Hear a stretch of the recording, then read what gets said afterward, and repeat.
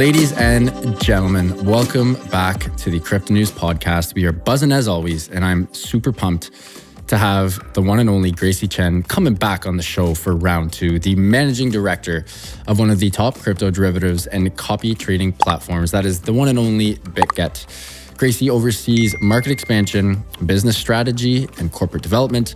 Under her leadership, Bitget's user base has quadrupled, not a big deal, propelling the exchange to the top 5 positions among all other crypto exchanges in terms of crypto derivatives trading volumes. Before that, she held executive positions at the fintech unicorn company Accumulus and Foxconn-backed VR startup XRSPACE. Gracy was also an early investor in BitKeep, Asia's leading decentralized wallet. She's also been honored by the World Economic Forum, graduated from the National University of Singapore, and is currently in the one and only Beantown, Boston, Massachusetts, where she is pursuing an MBA degree at the one and only MIT. What a bio. Gracy, super pumped to have you on. Welcome back on the show. Thank you, Matt. Always happy to be on the show. Great to have you back on. You are in Boston right now. Such a good city. I mean, I have a love-hate with Boston. I love Boston because the vibes are great. I think the people are very animated, very funny.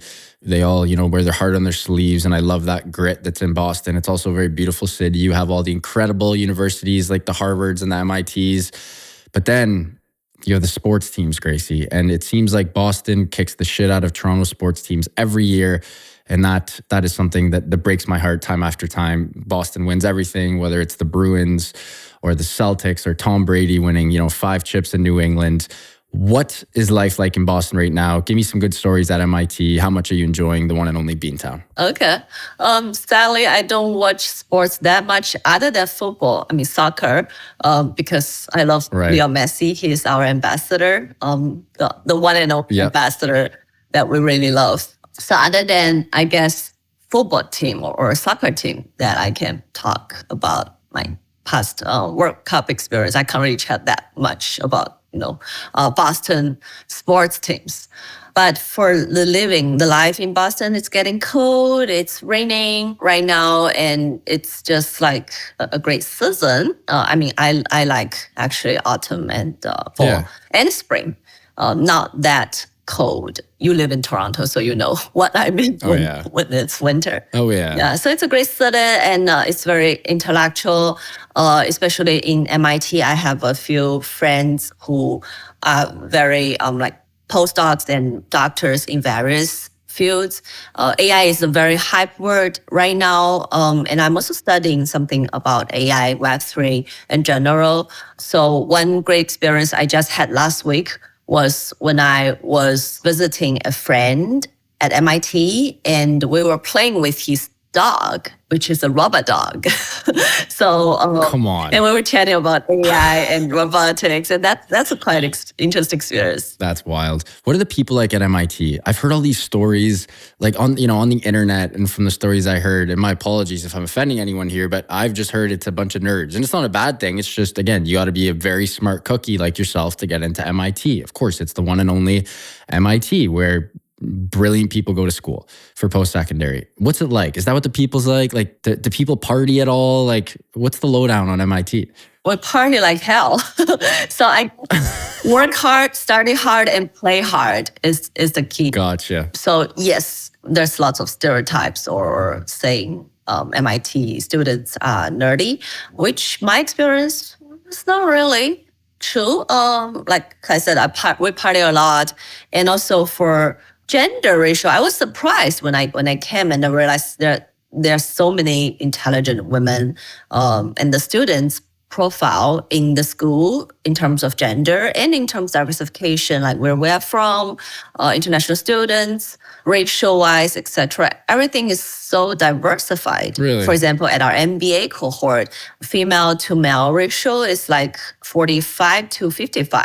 So it's quite neutral. Basically, I met lots of interesting, intelligent people here, and also we party like hell. I love that. I absolutely love that. I'm gonna pop down and come come party for a weekend with you in the squad there. A couple more questions on the travel topics, and then we'll get into the crypto stuff. I mind you, this is crypto as well, but you just went on a crazy journey. Obviously, Boston, then over to Singapore for tokens 2049. Then you hopped on a jet, went to Hong Kong, and then flew back to Boston. That's quite the rip. How was token? What was good in Hong Kong? What was the sentiment like in the biggest, I guess it is probably the biggest crypto conference in Asia? How was that? Yes, so Token 2049, I had a keynote and a speech. We also organized a whole day event, which I call it Bitget Empower X Summit. And we launched a fund called Bitget Empower X Fund that we can talk about later. So the event, our day, our summit, it's actually the first time that Bitget is hosting a summit. We sponsored some and we participated in a lot, but it's the first time that we hosted an event. And the reason of us hosting this event is number one, we're celebrating our 5th year anniversary. And then number two, we felt we are a leader in the space already. And we want to, provide the stage for our ecosystem to flourish and also for us to connect to more people and more leaders in the space. And I had great conversations over there. As for Token 2049, this is like my returning speech and panel already. I really enjoyed it. I had a panel with all like major exchanges. There's KuCoin, Bybit, OKX, and us. So for big crypto exchanges and leaders from these exchanges, we had a great discussion around the most topics that people know or people are interested in knowing, like how we do token listing, how are we ensuring more transparency and security for our users. And we even thought about starting up an exchange alliance. This is, by the way, still cooking. I will let you guys know if it's confirmed, but there's been some very interesting conversation. Token 2049 in general, I think we have fewer people this year, fewer participants or fewer audiences this year, because I guess bear market last year, Token 2049, that's right before FTX. Yeah. And there was still lots of hypes. Lots of people from traditional finance industry or traditional tech industry, or just like people interested in knowing the space. But right now, I feel there are less hypes or less like window shoppers, but there are more builders and more Westerners traveling to Asia for Token 2049, I guess, due to regulatory reasons. Yeah, less COVID. Yeah. So that's my general experience in token. And then I went to Hong Kong for a closed door event. It's organized by Dragonfly Capital. They actually are investor and we're their investor as well. So that's a very interesting event. It's like a 60 people closed door. The founder of Dragonfly Capital literally handpicked up everyone. I'm the only representative of Bitget. And I get to meet all the leaders, and they invited some very interesting speakers and their portfolio company founders. And we had some further introduction and further conversation flowing. And I'm still, meeting some of them online and offline right now to discuss our further cooperations. I absolutely love that. You gotta, Gracie, come on, break some news on the Crypto News Pod. At least give us a little snippet. What's going on with this exchange coalition or this exchange group that you discussed? Okay. Give us a couple details. don't let the cat out of the bag, but give us a little snippet here, Gracie. Come on. Well, this is hard because I think my PR people will screw at me because this is, again, very just started. But I'm happy to share a bit of at least what I've been thinking. Honestly, there are lots of issues that centralized exchanges are facing together, like number one, hacking and security things that we need to deal with.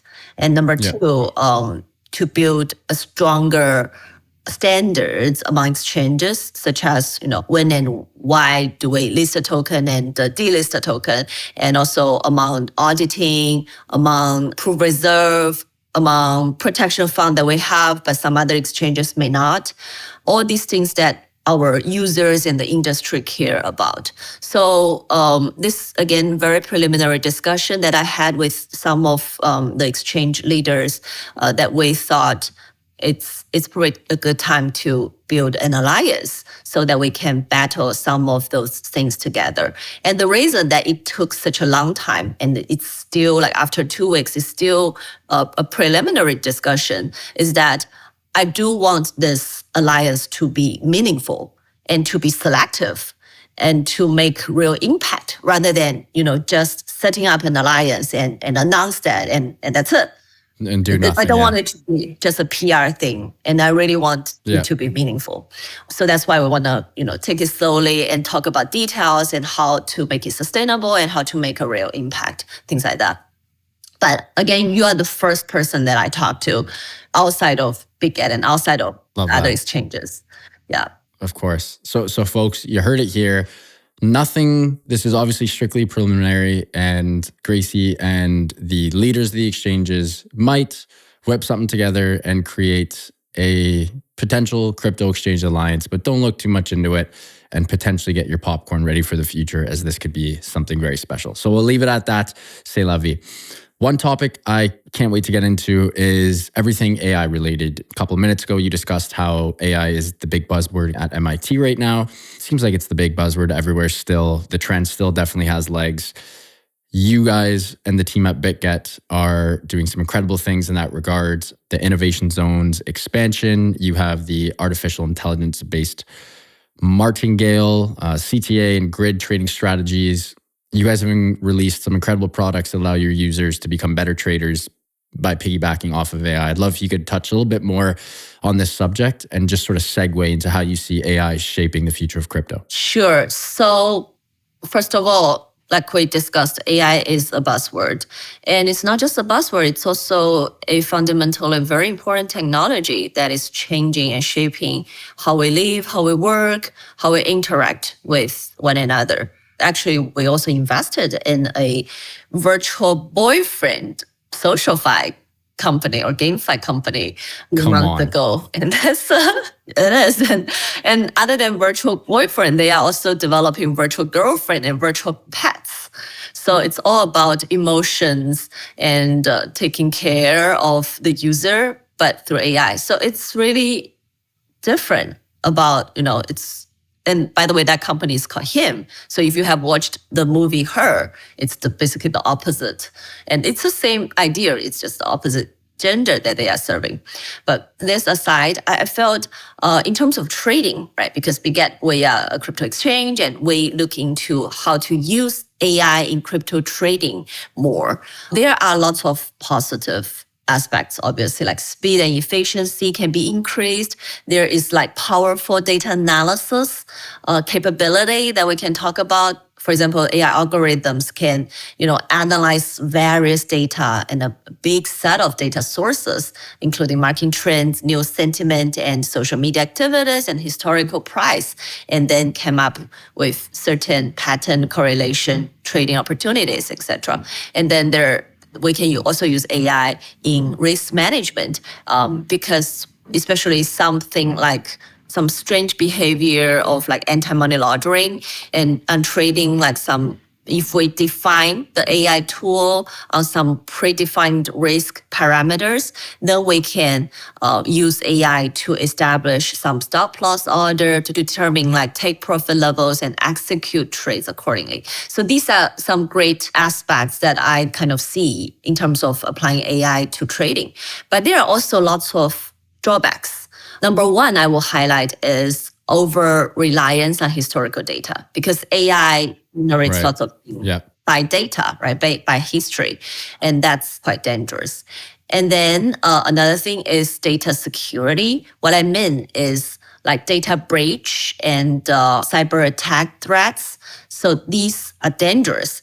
And by the way, I experimented with ChatGPT the other day, and I asked it to pick up 10 cryptocurrency that I should look into if I'm a risk-averse investor. And in that 10 cryptocurrencies list, there is Terra Luna. And that just happened a few months ago. So that's what I mean by like historical data or data security concerns. And that's just, bad. And if you are relying your investment strategy on things like ChatGPT, it can be very dangerous. Such a good point. I mean, to be honest, Gracie, I haven't really thought about the lack of qualitative, the lack of emotion and empathy that AI has. Like in trading, obviously there's a lot of qual that goes into it as well. And when these AI algos are simply looking at, previous historical data, just like you said, they're going to spit out stuff like Terra Luna, which is wild to think about. It's very, very interesting. Another topic that we got to get into before we get into some more Bitget stuff. Obviously, I lurk all of my guests' Twitter before every single show. And a couple days ago, it was actually yesterday, you had a great little tweet on some end of 2023 crypto trends in summation, or some crypto predictions rather. In summation, you put 3 points, and these are great. We're going to attach this in the show notes. Number one is that high interest rates might not make crypto go to the moon right away. And I can't wait to get into that one because that is definitely a bit of a hot take. Bitcoin ETFs could be like a superhero's arrival. I definitely agree with that one. And number three, more regulation could mean more people discovering crypto's magic. Also agree with that one. The only one that I don't fully agree with is high interest rates might not make crypto go to the moon right away. What is your take on that? Why do you not think that'll make crypto rip if the gov continues to rise interest rates? Okay. This requires a little bit explanation of how, finance world works. I personally love to do this analogy of, traditional financial world, such as equity and bond market and monetary market. They are like a big pool. So swimming pool, like big pool. And crypto, we're like a small pool. And when money flows out from big pool, it flows to small pool. And vice versa. When the big pool is like pumping the so-called inflow of cash or of investment fund, it's also taking lots of effect on the small pool. Right. Then why this relates to interest rates. So when interest rate is high, people will want to put more money in the bond market. So that's exactly what we saw in NASDAQ, in NYSE, in the equity market. It's also going down in general in terms of those market index. But that also have strong effect from crypto because when interest rate is high, people will be less willing to invest in alternative asset classes such as cryptocurrency. So what I meant is because Fed and FOMC, the very last meeting that they had, they kind of indicated that there will be another interest rate rise end of this year. So because of this, crypto can very hard enter a bull market right away. That's what I meant. Very hard to do it right away. And by right away, I probably mean this year or earlier last year, due to this high interest rate and this strong correlation of Bitcoin and cryptocurrency prices versus the interest rate. Well said. And are you in the camp that a Bitcoin ETF is still the absolute best thing that could happen to the market right now? Yes, I am. And I also think it's not about whether or not, it's more about when. So I'm a strong believer that Bitcoin spot ETF will be approved likely earlier next year. Yeah. The only issue I have with next year is the election. And it seems like in election years, a lot of big financial events often get pushed till after the election just to see which party gets in. So, I'm hoping that doesn't cause any issues, but we'll definitely have to see. Last question before we get back into the Bitget stuff. What other areas of crypto are really tickling your fancy at the moment? Obviously, you are a leader of one of the best exchanges in the world. I'm sure you get asked this all the time, but what areas of crypto excite you, get you going, have you and the team, putting eggs in that basket? Right now, I'm studying and looking into some projects in the so-called new public chains, especially the layer 2s. And then another thing that I'm studying recently a lot is TG bots. We see lots of growth on TG bots and the users. And you probably have heard that TG Telegram user has been reaching an all-time high recently. And there are lots of TG bots working on Telegram. And also Telegram, they issued a token TON, although it's like a little ambiguous, like they don't really say it's their token, but everyone thinks it's Which token is this? TON, TON. Oh, yeah. I just looked it up. Telegram is the fourth most popular messaging app globally after WhatsApp, WeChat, and Facebook Messenger, with an estimated 1.068 billion total users and 700 million monthly active users. That is insane. Gracie, in North America, you're in North America now, more specifically in Toronto, unless you're in crypto, you don't use Telegram. Like, I don't speak to one friend on Telegram who is not in crypto. And so it's crazy to think that there's that many active users, 700 million active users on Telegram in 2023. Yeah, exactly. So you will be surprised. I agree. I also use Telegram mainly for crypto community and talking to some of our partners. Maybe WhatsApp is more used for friends, and then LinkedIn for social network, career-wise. But you will be surprised to see how many people are joining Telegram. Like lots of crypto friends that I saw, because I had their numbers saved earlier. So when they joined Telegram application, and I saw a lot of those recently. So, sorry, why are you guys going so hard on the bots then? You just because of the influx of Telegram users, you guys want to be, more efficient and more proper with the bots? Is that the whole ordeal there? No, not really. We are still operating mainly on our exchange and our app. The reason that I brought up Telegram bots is not because of Bitget. It's just because I saw lots of trends and all these tokens like Tong, Unibot, Banana Gong. That's another crypto TG bot project, and we just listed their token, by the way. So all these companies or these projects, these tokens have been quite strong recently. And that's why I'm studying. So I didn't do it just because at Bitget, we are doing something around. Not really a lot. Yeah. Gotcha. And you will be surprised Very to see like interesting. Tong. I think Tong is like number 12 token right now. I would say the valuation is really high. Market cap is 7 billion for that token. So that's crazy. Yes, 7.3. Yeah. You don't know Tong at all, like a couple of months ago, right? Interesting. Crazy volume on it too. I assume it's listed on Bitget? It is, yeah. Yeah, of course. I love that. Gracie, we got to take a quick break. Give a huge shout out to our sponsor of the show, Prime XBT. And when we get back, we are going to dive into a couple of super fun things. Bitget's Empower X Fund, some community engagement, and the big rebranding, which you and the team absolutely crushed. And before that, though, got to give a huge shout out to Prime XBT, longtime sponsor of the show, longtime friends of Cryptonews.com. Prime XBT offers a robust trading system for both beginners and professional traders. It doesn't matter if you're a rookie or a vet, you can easily design and customize your layouts and widgets to best fit your trading style. Prime XBT is also running an exclusive promo for listeners of the Crypto News podcast. After making your first deposit, you get 50% of that first deposit. That is 50% of that first deposit credited to your trading account that can be used as additional collateral to open positions. The promo code is CryptoNews50. That's CryptoNews50, all one word, to receive 50% of your deposit credited to your trading account. And now back to the show with Gracie. Let's get right into the rebrand. I'm a marketer. I love rebrands. I think unless you have a brand that is so cliche, like a McDonald's or a BMW or a Mercedes-Benz, where everyone knows your logo and you've been established for dozens of years, I love a good rebrand. It gets the people going. It's good to bring some new blood on the front end. Why did you guys rebrand? Was it just, we're getting sick of it? Was it, we did some, community studies?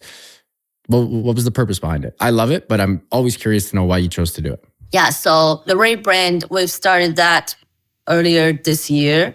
The main reason was, number one, it's been a while that we used our logo and our UI UX, all these color things that we felt some user might be a little bit tired of it. It was mainly blue, black and white that we were using. And right now, if you see our brand image, it's much more colorful, with still blue being the theme color, but there's lots of purple, green, even pink, red, etc. to supplement blue. And we want to indicate that we are a cheerful, colorful brand, and with some new feeling and new images.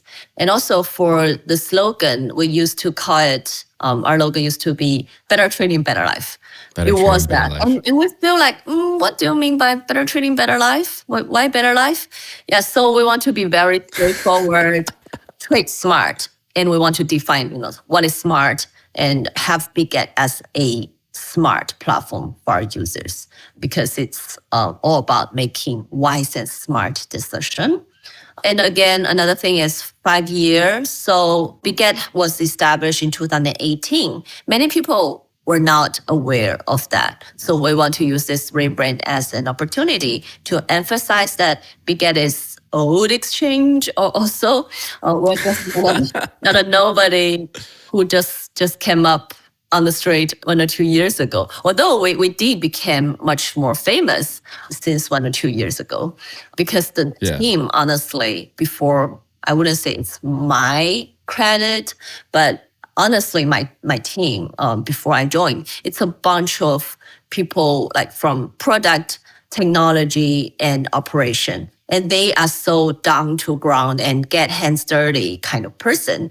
And they don't really do much marketing before I came in. So, we signed up Leo Messi last year, and we did this rebranding. We had lots of things flowing. Our team also grew tremendously within the 1.5 year, for the past 1.5 year, from 200 to right now 1,500. So there's been lots of growth in the company, and we just want to use rebranding as an opportunity to showcase that we've been here for a while and let people know what we are, focusing on. And we want to continue being this great platform with tools and knowledge to help our users confidently navigate the world of crypto. Well said. Another thing we have to get into is the Bitget Empower X Fund. You guys did a nice fat $100 million fund, not a small amount, 100 big tickets, 100 mil dedicated to fostering the platform's ecosystem development. And the fund seeks investment opportunities in regional exchanges, data analytics firms, media orgs, other entities, blah, blah, blah. Is this just we're taking some of the profit / rev that we have and investing it in our whole ecosystem to grow all legs, all verticals of Bitget? Is that the sort of the TLDR, the summation of it? Yes, correct. And the reason that we are most interested in these sectors, such as regional exchanges, data analytics firms, and media organizations, are twofold. Number one, they are actually two sets of companies, right? Like regional exchanges, it's just like our smaller competitors that we felt in some regions, they are stronger, but we have a global and famous brand that with that acquirements or investment, we can each leverage on, like smaller exchanges can leverage on our platform, and we can leverage on their local experience and localization and their user and maybe license as well. And then media analytics firms and data analytics firms and media organizations, this I call it a whole group, like consider it being together, because these are for mass adoption and or drive mass adoption and for us to grow with ecosystem synergies. And there will be a very big announcement coming up soon, maybe within a few months or even faster, a few weeks, that we get to acquire a major media firm, a top one. Yeah. So basically, like crypto media? Crypto media. Nice. So don't back me into this even more. It's because there are just so many names out there, right? There isn't many big crypto media. Yeah. Well, I mean, you're talking to the biggest right now. You're talking to the one and only Cryptoons.com. So, I'm joking, but you know what I mean. Well, hey, we're top 8. We range between 5 and 12, depending on the month. So, but that's awesome. I mean, that's just gonna, that's just gonna increase the scope. And you've seen this happen time after time. All the big business leaders and companies always end up buying media companies because it just expands your reach. Like you saw Jeff Bezos buy the Washington Post, right, for Amazon. Not for Amazon, but I mean, if you have the money, why wouldn't you? Especially in today's day and age where every company needs to be a media company, right? Like you either pay for media or you create media. It's pretty binary. And if you can have an entity that does both, I mean, that really does move the needle. Mm-hmm. And also we feel right now it's a bear market. The valuation is relatively low. I keep saying that bear market or crypto winter is the golden window for growth, while lots of people don't really believe so. Still, I'm a strong believer that when valuation is low, you should invest and be greedy when others are fearful, and be fearful when others are greedy. And I think right now it's generally people are more fearful, and we are being quite aggressive and greedy in this climate. So lots of investment, lots of acquirement. We just did our announcement of acquiring BitKeep. That's one of the firms that I invested in early days as well. And that's how I get to know the Bitget team. So BitKeep was rebranded to Bitget Wallet, and we acquired BitKeep actually last year, but we just did announcement this year during the Paris Blockchain Week. So all these are activities that we have been doing, and we are continually doing in order to strengthen our competitive edge in this centralized exchange domain, because the competitions between exchanges for us is not just about DAU trading volumes as the last cycle. Right now, it's a lot about ecosystem and how we can have synergies among the whole, supply chain, and how we kind of, help each other grow stronger. Yeah, well said. Gracy, this has been a treat. We are getting tight for time. Last topic that I really want to get into is Bitcoin. You always have a bunch of really good takes on Bitcoin as a leader of an exchange. What's going on with Bitcoin right now? What key resistance level do we need to hit or surpass?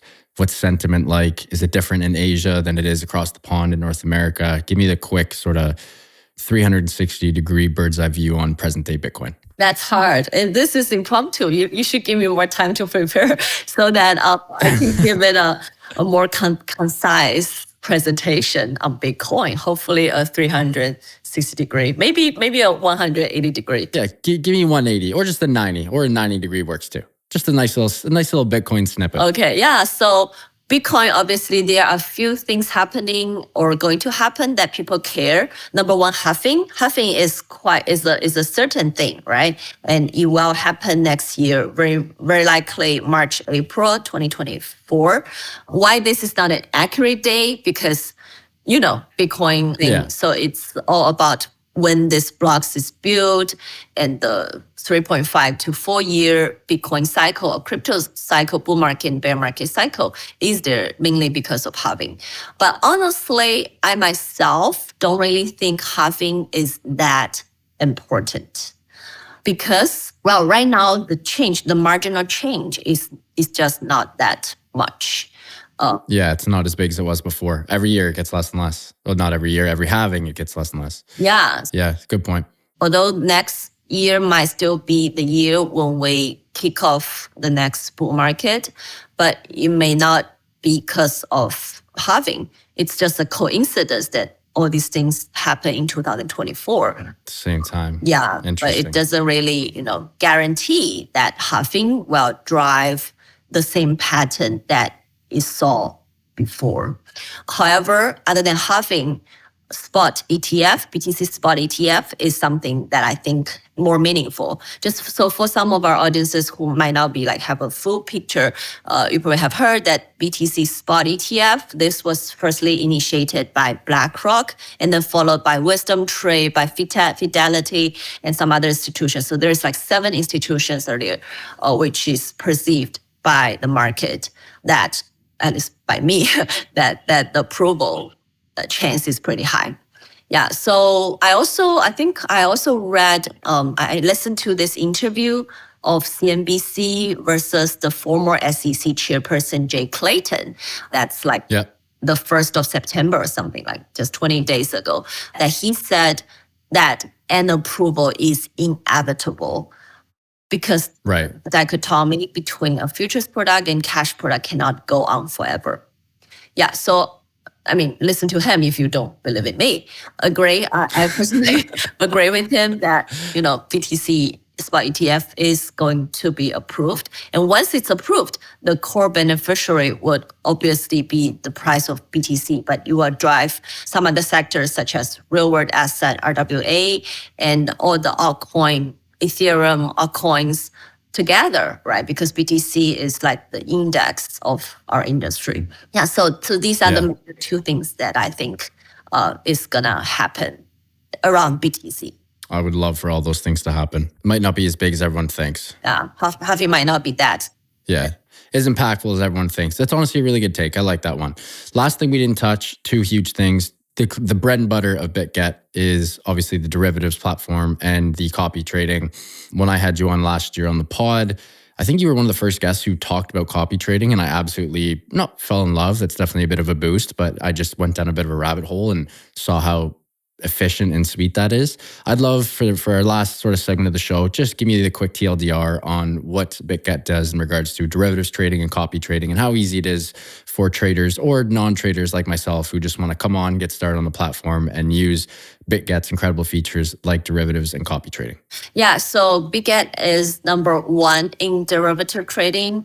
I mean, among all the crypto exchanges, Bitget is strong in derivative trading because we started off in 2018 and 19 with derivative market, especially in East Asia.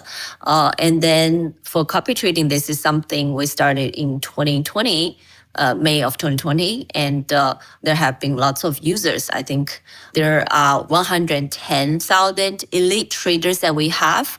Elite traders are the traders who That's wild. Have strategies and have opened up their portfolio for sharing, for subscribing.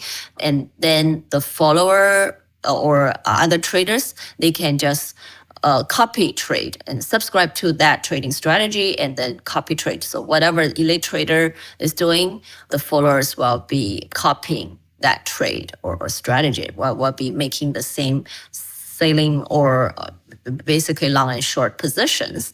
And also for copy trading, we used to have only derivative offered in this, but we also have spot copy trading earlier this year.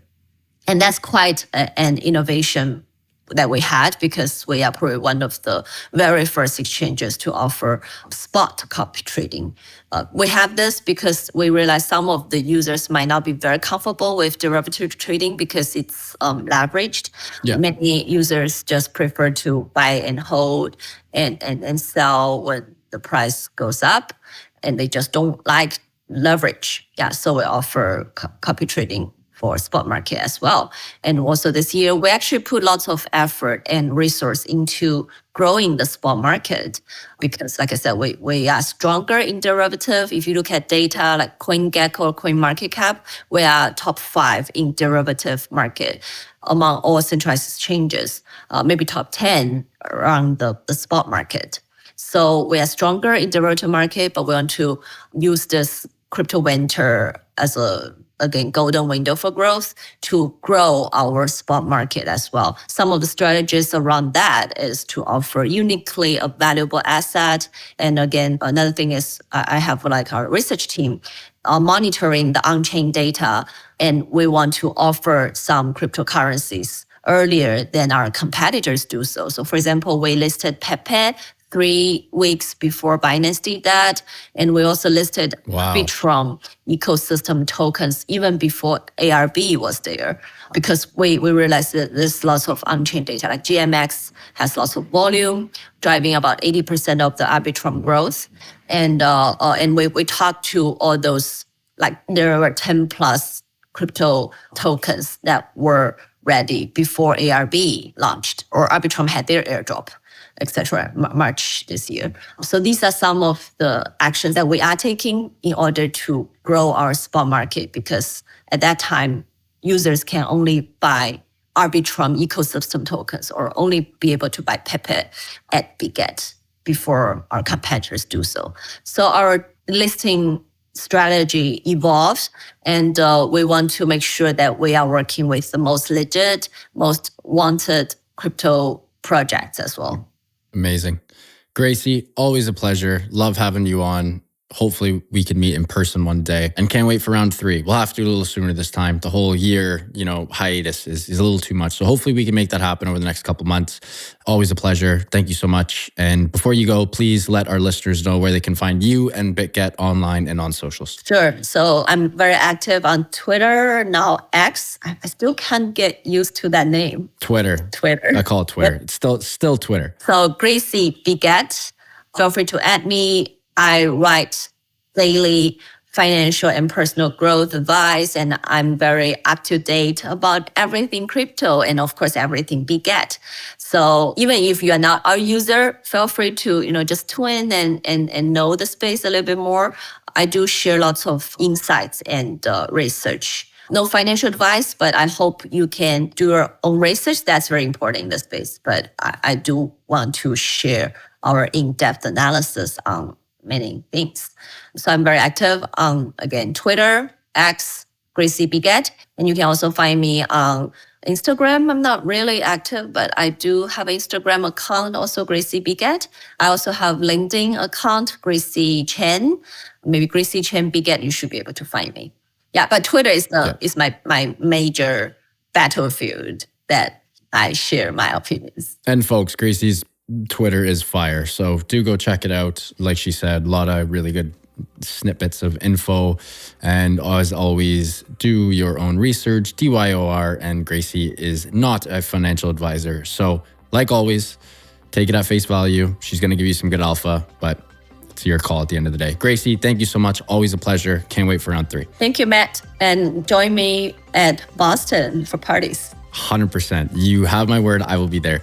Folks, what an episode with Gracy Chen, coming in hot from Bitget, the managing director of Bitget, one of the largest and best exchanges in the world. Huge shout out to Gracy's team and my team for making this happen. Love everyone on my team. Thank you so much for everything, guys, especially my guy, Eustace, my amazing sound editor. You are the GOAT and you know it. The listeners, thank you as always. If you guys enjoyed this one, I hope you did. Please do subscribe. It would mean the world to my team and I. And guys, as always, thank you for everything. Keep on growing those bags and keep on staying healthy, wealthy, and happy. Bye for now, and we'll talk soon.